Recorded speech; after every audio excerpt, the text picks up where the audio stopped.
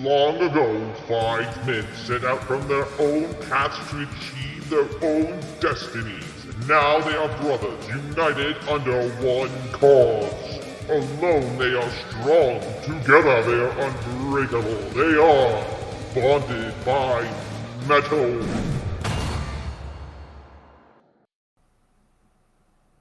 Good morning, good afternoon, good evening, and good golly, Miss Molly. Welcome back to Bonded by Metal, where I hope we find you all having a fine weekend, and I hope your ears are all bleeding as they should be.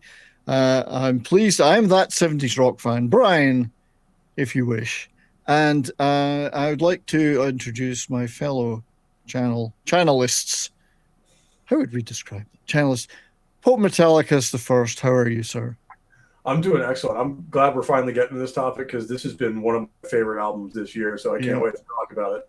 We're only 2 months late. Right? Yes, but not bad for us. And also with us is my fine friend, the disciple of rock. How are you, sir? Good. To anyone that may be in my inner circle in my personal life, don't hate me for listening to Venom. Oh, how could anybody hate you for that? As you can tell, Pope and I are retro, so this is good for us. I'm sorry, Mom and Dad. Don't hate me. I'm surprised your mom and dad even know who they are. Oh, they won't, but they're gonna be shocked when they see the thumbnail. I know parents wouldn't have. I'm older, obviously older. I know my parents wouldn't even contemplated that such a thing as Venom existed when I was listening to them back in the day. There's a reason when I play like people that in my inner sphere metal, there's certain bands that I avoid, even if I think they would like that band. I tend to avoid it because I just don't need them to, give me that look of like, you shouldn't be listening to that. Well, I remember back in the day when my parents were horrified enough, I would listen to things like Led Zeppelin. God knows what they would have thought of Venom when they arrived. Right. Try bringing in a Christian sphere and explaining your favorite band is Judas Priest. Well, there is that, yes. That was another aspect to it. But anyway, we are here today, belatedly, but thankfully, to talk about Venom's Into Oblivion, their first album in, 8 or 9 years, I think. And it's we're giving it away. It's a review. It's an absolute belter for me. But so it's a fine album. So we thought we better devote some time to them because who could be much more seminal than Venom in the metal? Well, I mean, they created the whole black metal sound. Indeed. So I mean, these guys are the OGs when it comes to that side of the house. Yeah, and I'm so glad to see that there is still a ton of vibrant life in the old dogs. Obviously, the oldest, the oldest dog, being the Cronos, who's the OG of the trio these days. Although the other guys, Rage and Dante, have been there for 15, 20, 15, so like 16 that. Yeah, years. they're not new. They're not new. So it's been a stable lineup for a while. So the album did come out in May. It's an absolute, as it says, the blistering new album from the Godfathers of black metal. It's a great way of putting it. Godfathers. And this is a really good return to their original sound. Yeah. I'm also pleased that unlike a lot of older bands that we listen to, they don't look like bricklayers yet. Not yet, anyway. So they may look like Danish filmmakers or something.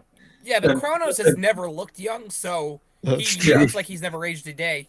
Yeah, and at least he's not wearing the leather booty shorts anymore. I know that was a little bit of an off-putter back. I have to say, when they first came out, before we get into this album, they first arrived. I was already into what I would call old school metal now, but then it was the Scorpions and Priest and AC/DC and Motorhead, and then this other thing called Venom appeared. And even for I, who loved loud music, it was like, what the fuck is this? Why are they dressed like that? They were completely different from everything that came before them. They were. It did take a bit of tuning of my ears to get it back in the day. And now, of course, it's different because now I look back fondly on it with nostalgia. But back in the day, it was, what? do I like this? Am I sure yet? Right. I'm scared. Right. So, I mean, Disciple, you being a younger fellow, what was your first introduction to Venom? Can you remember? I think it was probably through Pope and probably playing something like from the first couple albums. I always get the titles of those confused. Uh, Probably. I well, in think terms it. of orders of all, and we're talking the golden era, the first three certainly, maybe the first four, depending on who you talk to. The first three albums: Welcome to Hell, Black Metal, and At War with Satan. The good years. Absolute legendary Oh yeah. material, and a standard which I think, this is my opinion, this album lives up to. Oh yeah, Yeah. certainly. I remember when I first spun this thing, I'm like, this is classic Venom. I'm like, this doesn't sound like a band trying to do something new. This sounds like a band trying to go back to its roots, and it was. Yeah, I think so too. I think it's, for me, it's got the raw power and energy. Somebody described it as black and roll sound, which I think is actually a great way of. But it's got a tight production and some beautifully technical riff. I mean, I'm a simp for riffs, technical riff playing. So the production is superb, but it hasn't dampened the power. That's just my feeling. No, but you also got to think though is that back in the day you still had to pay for really good recording equipment, even if it was like badly recorded. It cost a lot of money. These days you get guys in their basement that can make pristine sounding stuff. So like, and for our terms today, it probably wasn't the best audio quality, but it was nice and crisp. It didn't have that hollow sound like it was filmed. It was recorded with the band playing inside like a tin can. Yeah, that's a fine line to walk with black metal too. If you don't want it to sound too polished and too technical, but you also want to keep that raw edge to it. But you do want to make it clear without, muddying anything up. Yeah, and that's what you said before we started, Pope, was that it's got the raw power, but it's you can hear everything in it. Yeah. That's the clarity that we like, not the, well, we've smoothed it all out and made it all sound polished and FM friendly or whatever as it used to be. It's not lost that power and rawness, but you can hear all the elements in it, which I love. I mean, you can hear everything that's going on here. And there's some killer riffs. Oh, yeah. I think Pope would understand this. It almost has like an Immortal album feel to it, right? Where it has a little bit, yeah. Where it has all the power and rawness, but it has all like the crisp audio quality where you're not hearing the feedback, you're not hearing like an echo, like it has a deep sound rather than a hollow sound. Yeah, I think so. And so for me, listening to it, I mean, it's been out for a couple of months, and maybe listened to it about back to end, not just individual tracks, maybe 15, 20 times. First couple of times I listened to it, like you do sometimes, like, well, I'll listen to it in the background when I'm doing something. Yeah. I thought, well, this is good, but just kind of, I think it's, once I started listening to it with the headphones on and actually just sitting listening to it, really hit home just how good they've done. I mean, I think it's certainly their best album since in the modern era, and that for me that would be like 2000. So I guess Resurrection would be the last really good one. I'm not quite as fond of the ones since then. And it certainly, to me, is touching base with the first three albums. Yeah, to me, this belongs right in there with those first three because that's where this sound came from. Yeah. It was right out of their early period. They went back to their roots, stripped down their sound a little more, and just went right back to where it all started and recorded an absolute blinder of an album. Yeah, I mean, it's interesting, and the vote by Cronos' vocals are fantastic, by the way. I mean, it's tough. This is better than he's sounded in years. Oh, to sound like that at this stage, it's phenomenal. Hell, I can almost understand what he's singing. Right. I'm just interested to see what he sounds like live, because did he use at all any of the studio magic and polish to make himself sound better? What's he going to sound like on tour? That's what I'm more interested to hear. He probably doesn't know because he's probably deaf. Probably. I can only imagine playing this kind of music for that long. He can't hear a damn thing. That's right. Yeah, there's got to be some damage there, but it's got some great. There's some subtle range on here that it's not all balls out black metal thrash, although there's a ton of that. There's those progressive elements in there in places as well. Yeah. For me, the track that I particularly noticed that on, and it is all about me, let's face it, is, hang on here, I'm going to try and play a snippet of this. So Kicked Out of Hell. Oh, God, I love that track. That's my favorite on the record. That's possibly my favorite track in the album, with maybe Man and Beast second. I know those are weird choices, maybe, but Kicked Out of Hell, in the 2-minute mark, they go into the time signature change. I thought that sounds just like Rush. And so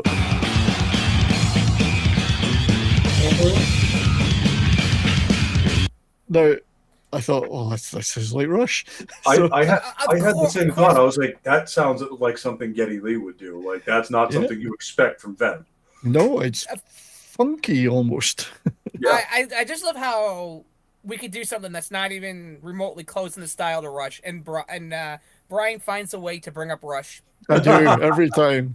But It's like I mean, me with Ghost, right? I find a way to bring Ghost in every conversation. Or me with Motorhead. Or Judas so yeah, Priest. Kicked Out of Hell is certainly a great. I mean, it's got the fast speed metal parts, but it's got a really catchy chorus, some really nice solos. It's possibly the closest thing to a pop song on there. I don't know. I particularly loved "Lay Down Your Soul" just because it went so much back into black metal. That's my number 2 on the album, behind Kicked Out of Hell. I just love that pure aggression. And it's way back to basics. Even the lyrics are a callback to black metal itself. Yeah. And I know we can't really get away with, unfortunately, with playing a lot of stuff. We'll just have a little snippet from that, from the intro. Kind of pure I love it. Better stop there. Yeah. That's the intro. But, those are gonna just. If they get the tour for this in the States, I would love to go, because it's going to be an epic show, I bet. Well, I'd love to hear all this stuff live, as well as the older stuff. But it's the reason I love Kicked Out of Hell just because of the range of stuff in it. But I actually liked Man and Beast because I really am a big fan of that kind of chugging, choppy guitar thing. And that track just does it so well. You know, it chugs.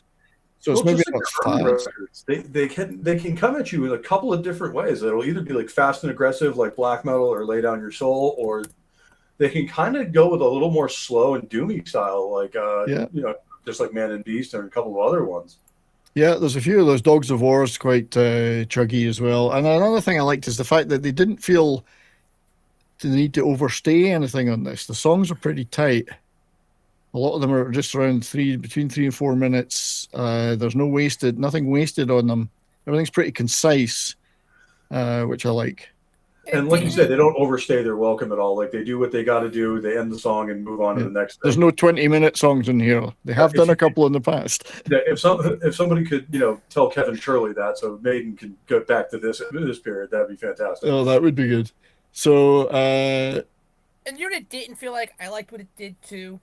Is sometimes when a band does a callback to their old era, it's like trying to relive the glory days, and it's just meant to invoke a feeling rather than keep the sound going. This doesn't do that, and it doesn't do the, how do you do, my fellow kids? We like your music. It does classic Venom and today's world, and it just today's music, and it just works perfectly. Yeah. And I do like that it doesn't feel like self-quotation, like you said, where they're just kind of going back to kind of relive past glories. Like, this seems like a true return to their roots in an authentic way of like, this was really good stuff. These songs live on their own, I don't think even though there's callbacks sonically, I don't think there's any intention of parodying or copying themselves in any way. It felt like the natural progression had they not kind of split up in the 80s, Yeah. Absolutely, yeah. So I'm just going to play a tiny clip of Man and Beast because I do love that track. See the chug? I love the chug. That is heavy as hell. That'll do. It's 8 seconds. We might get away with that. That is just heavy as fuck song too. Oh yeah, I love it. Maybe Love it. I'm mishearing this, but this doesn't sound like they recorded it like individually. Like, this sounds like they played it live, like they would on show. In front of Oh yeah, recording. I mean, like that's what I mean. It has that raw quality to it. This sounds like what it would sound like live. It doesn't seem like it's really. It's tight. It's very it doesn't tight. sound like the guitarist did his bits, then Cronos did his bits, and the drummer did his bits separately. It feels like they did it all together. Yeah. Yeah. The other track that sounds like this, like Man and Beast, is Metal Bloody Metal, which is a great title for a song. A little bit of a Sabbath reference there. Yeah, really good exactly. song. Like, I do like some of the references they make, either the other bands or themselves. Like the track "Lay Down Your Soul." Like, that's one of the main chorus parts in black metal. There's actually some quite funny bits on it here and there as well. Lyrically, it's quite. Well, that's a classic Venom thing too, because you had the really serious, aggressive stuff like "Don't Burn the Witch" and stuff like that, but you also had songs like "Teacher's Pet." Yes, yeah, that's right. There's some fun. There is some humor in there.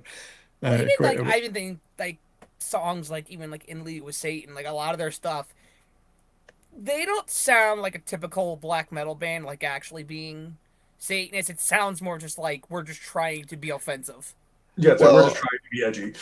Yeah, well, I think I remember Cronos, or it might have been Cronos back in the day, one of the original trio saying that they were inspired, obviously, like everybody, by Sabbath, but they felt that Ozzy always went a certain distance and then went, "Oh God, save me." They just missed out the "Oh God, save me" bit and just kept. Yeah, they just went balls to the wall with it. Yeah, they just like we'll skip the last bit and just keep with the imagery, the satanic imagery. But yeah, there's a lot of humor in there too. I'm inspired by guys that are, and these guys are my age, if not older, that can still sound like. I mean, if this was a new band and this was their first album, you'd say, well, that's a fucking good album. Oh yeah. So it's a test. That's a test. I think it's a test they've passed there. So other favorite standout moments. Anybody? We can play a snippet. One of the songs I think grew most, in my estimation, was "Death the Leveler." Okay. I was just kind of there the first couple times I played it, and then I kind of got where the song was going. I'm like, oh yeah, this is good. I like this. I'll see if I can dip in at random to a bit of it. Now that's Motorheady. Oh yeah, that's straight up Motorhead proportion right there. There's a Motorhead energy and riff to that for sure, and Lemmy's rolling in his grave because of that. Maybe. If I recall correctly, he had some very not nice things to say about Venom. Yeah, I think what he hated about Venom was that he felt like Venom sold out. Partially. I think it was just the clothing. Yeah. I don't know. I mean, obviously he shared a number of stages with them over the years in that era, and maybe he didn't identify. I don't know. And it's Lemmy. He was never shy about sharing his opinion of other. Indeed, yeah. Although I will say, it's cool. I don't know if maybe they did this when you saw them, but like Testament essentially, before they come out, have like these lights that look very similar to the Venom logo. Yeah. Right? So you can even hear like bands like Testament influenced by this band. Well, you can hear a lot of Venom in, like, especially early Metallica songs like "Hit the Lights." Like that's straight up Venom worship. Right? Well, maybe keep with that kind of thread going. Hopefully this album can maybe inspire some of those thrash bands to maybe kind of kick it back, come back to the where light it started. I think what this shows is a lot of it is about the songs. If the songs are good, everything else falls into place, generally speaking. And there's no filler on here. I mean, I guess the second half of the album the first half has got a big impact, first 5 or 6 tracks. I think, maybe even up to the first 7 tracks. And obviously there's a tiny bit of a lessening of impact after that until you listen to it a few times, and then you figure out those tracks are great. I mean, there's a little bit of a change of style at the end with the Unholy Mother. Yeah. Which has got a little bit more melodic and atmospheric feel to it. But it's the songs are all top quality. I don't feel there's any filler on here. No, nothing feels phoned in on this one. It feels like they crafted this thing exactly the way they wanted to, and the end result is an absolutely phenomenal album that ranks up there with some of their best. Yeah, I absolutely. I think I could. I mean, time will tell, but for me, and it's hard now to look back and you look at the first three albums and how important they were to metal to say, oh well, this album's as good as them. But I almost feel it could be, given the time. It could be regarded as well. It's certainly a spiritual successor to those albums, and Yes. in a way that feels still original and like they're not like they're moving forward with this sound, not trying to go back to that era. Yeah, it's sound of a band still got something to say, which is good, rather than just trying to live off some nostalgic past glory, which a lot of guys would do in their position. So, yeah, any other tiny snippets we'd like to try and play? Intros are best because I can count the seconds. Yeah, true. Like a little bit of the title track is Into Oblivion. Then let's have 9 seconds of Into Oblivion.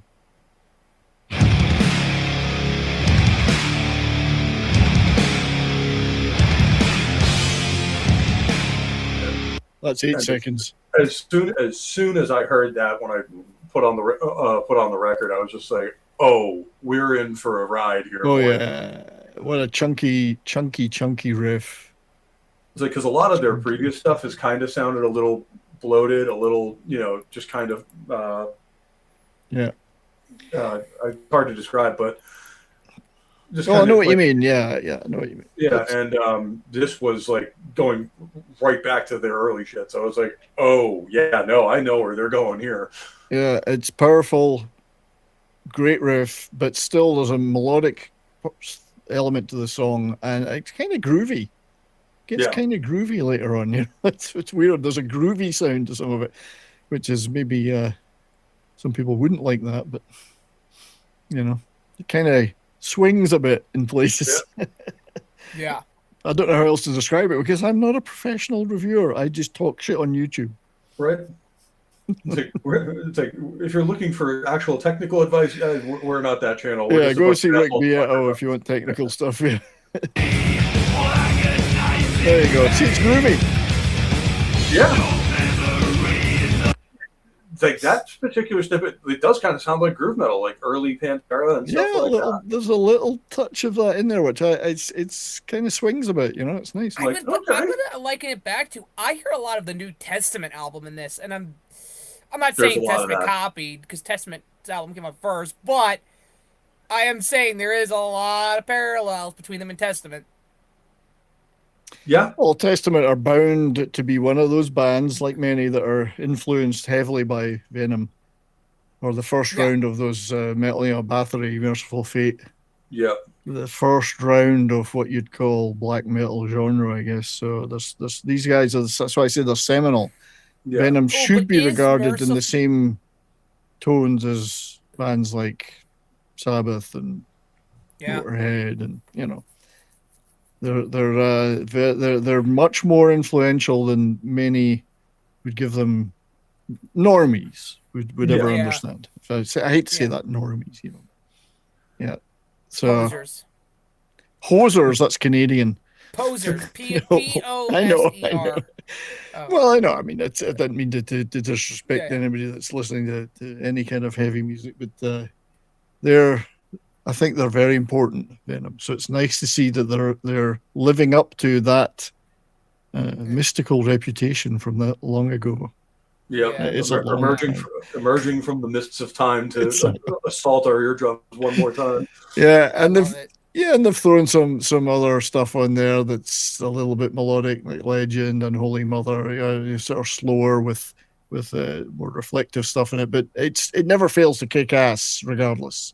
And I love how Into Oblivion starts because there's no preamble, like there's no atmospheric intro. It's just straight to the floor. There's no 6-minute acoustic guitar intro. Yeah. It is not messing around. It just comes in there, does what it needs to do, and moves on. Yeah. Well, unfortunately, I wish we could play more of the actual tunes, but we can't because we'd get struck to hell. So I would recommend, for me, this is like a 9 out of 10. It is a significant album. Definitely going to be up there, the best of the year, maybe the best of the decade albums. Fabulous return to form. And as Disciple said, I'd look forward to seeing these songs live. Oh yeah. How about you guys? What's your feeling about this? I would give this a 9.2, somewhere in there. Like, Yeah. if you're a black metal fan or an extreme metal purist, this is a must-own. Like, this is a return to form by one of the guys who created the genre. So, absolutely go pick it up. If you're just getting into the scene now, this is not a bad place to start with them. Yeah, that's a great point. You could dip right into this one without knowing any previous material, and you would love this, I think. Yeah. Yeah. Yeah, I'm probably gonna give it an 8 out of 10, I think. It'll be interesting to see where it ranks on my top albums of the year. I think right now it's in the top 5, but man, there's been some really good stuff that's come out this year that it's gonna be a tight competition, but Yeah, it's up there. There's going to be some serious competition this year for album of the year, because there's been a lot of really good stuff coming out. I think that's why when we do ours, we got to do our top 5, because And then you got to do there's just too many. Then you'll have to do a tier list. Yeah. Right. All right. So much good stuff. Anyway, thank you very much, everybody that's watched this video. If you've enjoyed it, hit that thumbs up button, leave a comment, and let us know what you think of this album of Venom in general, and obviously consider subscribing to Bonded by Metal so you can get more metal goodness from us, the lads. Anybody else got any final words before we go? As our co-host Nick Weiser says, lay down your soul to the gods of rock and roll. Rock and roll. Well said. Keep on rocking, everybody. We'll see you all again soon.